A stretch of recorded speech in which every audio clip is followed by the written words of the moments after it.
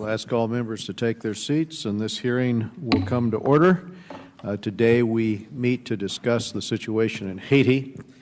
In January of 2010, a massive earthquake struck Haiti, doing major physical and social and economic damage to the country that's the poorest country in the Western Hemisphere.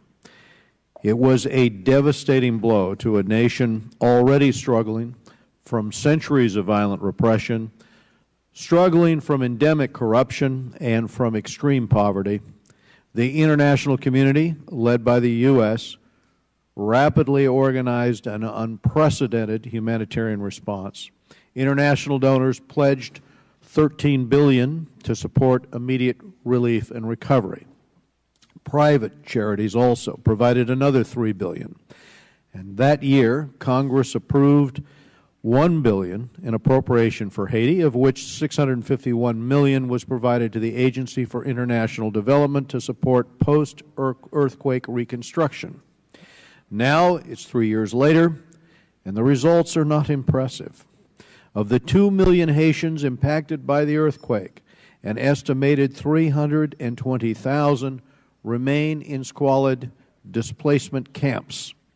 Efforts to provide permanent housing have been undermined by weak property rights.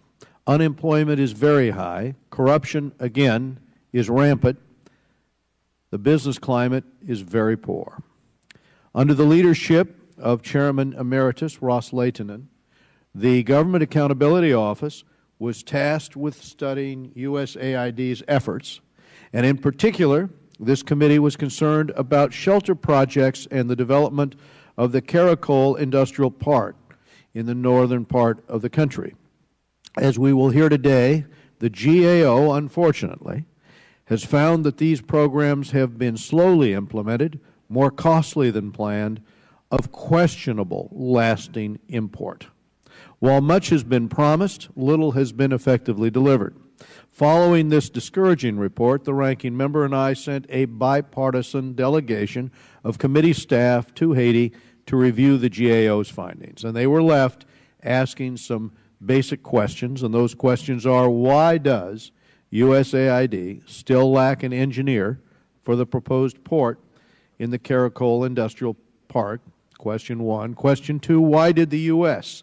set expectations for massive permanent housing projects in a country where the overwhelming majority of people do not have secure property rights to begin with? And number three, why aren't intended beneficiaries occupying the few housing units that have actually been built? Haiti has suffered too many natural disasters, but it's weak institutions and endemic corruption that perpetuate the poverty of the country. The World Bank has found that the chances of reducing poverty under these conditions, in the World Bank's estimate, approaches zero. The absence of a transparent, legally enforceable system of property rights, and Hernando de Soto has done a lot of work on this issue in Haiti, which would allow Haitians to secure and invest capital or open and expand a business, is debilitating.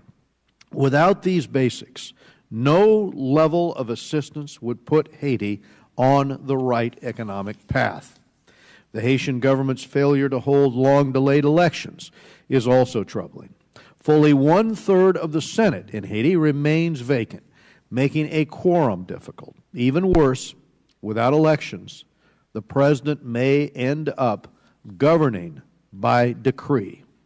I believe the Haitian people deserve better. I know American taxpayers deserve better. If aid is to continue, we need a viable partner in development, a viable partner there in democracy.